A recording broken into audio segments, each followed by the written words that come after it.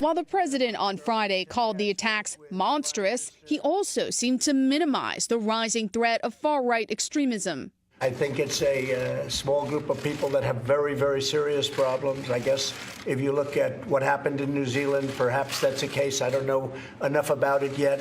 We need to address the serious threat of far-right radicalization in our country, especially when it's able to hide itself so successfully in acceptable channels of communication with existing racial stereotypes and politicians who willingly play into said stereotypes. Just look at these two front-page stories. When the shooter is white, he's an angelic boy. When the shooter is brown, he's terrorist scum. And this kind of double standard in coverage makes it more difficult to combat white supremacist and white nationalist terror with the ferocity it requires. White killers are deeply complex individuals who have been wronged, whereas brown and black killers are one-dimensional psychopaths. So no wonder we refuse to tackle this issue and focus our intelligence resources elsewhere. Trump refuses to name white nationalists terrorists, and his platform wants to ban Muslims and considers Latin immigration a national emergency, which is exactly what the white nationalists believe as well.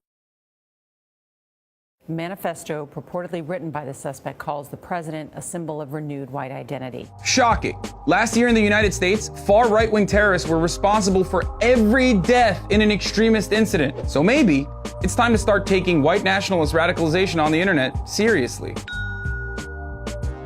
Crypto-fascism, or hiding your power level, is a common way for white nationalists and white supremacists to hide amongst the ranks of edgelords on 4chan and 8chan, like Assassin's Creed Altair hiding in a crowd of priests. Some in the community might just be joking, but others, like the New Zealand shooter, are deadly serious about their intentions, and then they use the "I'm just memeing, bro" as a cover. And they get free rein to continue radicalizing teens through memes, fear-mongering, and misinformation. Modern fascists have taken to using almost arbitrary emoji as a way to wink and nod at each other, notably the frog, after Pepe, the milk, and the OK sign. So it doesn't matter what the symbols are. In fact, it's important that the symbols constantly change so that normies don't catch on. And of course, another advantage of using innocuous symbols is that when leftists try to point those symbols out, the fascists can always say, "These gullible SJWs now think that even the OK sign is racist. Is there anything they don't think is racist?" And the gullible centrists will be taken right in. That's the New Zealand shooter throwing up the OK sign. I'm sure it's just nothing though, it's just jokes. I mean, after all, the Roman salute can be a Bellamy salute or a Nazi salute, and the OK sign is not a standalone to identify someone as a fascist, but it certainly provides additional context if their perspective matches the alt-right's perspective. I mean,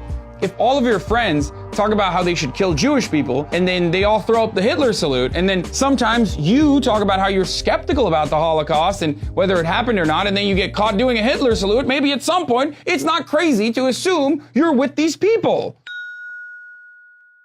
It is incredibly easy to show people that you're not a Nazi. Just don't defend Nazis. Don't be fooled when they claim it's just free speech. Don't be fooled when they claim the dangerous anti-fascists will come for you next. This whole anti-fascism is the same as fascism meme was insane when Trump stated that there were very fine people on both sides of a Nazi debacle, and it's even more apparent than ever now that white nationalism isn't his top priority at all. This past weekend, Trump spent an inordinate amount of time on Twitter complaining about a dead guy, John McCain, the Russian investigation, a national emergency at the border, Saturday Night Live, and a fake story about Google. Zero statements about dealing with the issue of white nationalism that has been ravaging our country as well, which is insane. Because the other person mentioned by the shooter, PewDiePie, had a better response to the issue. PewDiePie is denouncing the deadly mosque attacks in New Zealand after a suspected gunman mentioned him during a live stream of the crime. Felix denounced the shooter, but given that he's played fast and loose with edgy memes in the past and that he's become quite popular with these groups, I hope he'll be more careful in the future. But for Trump,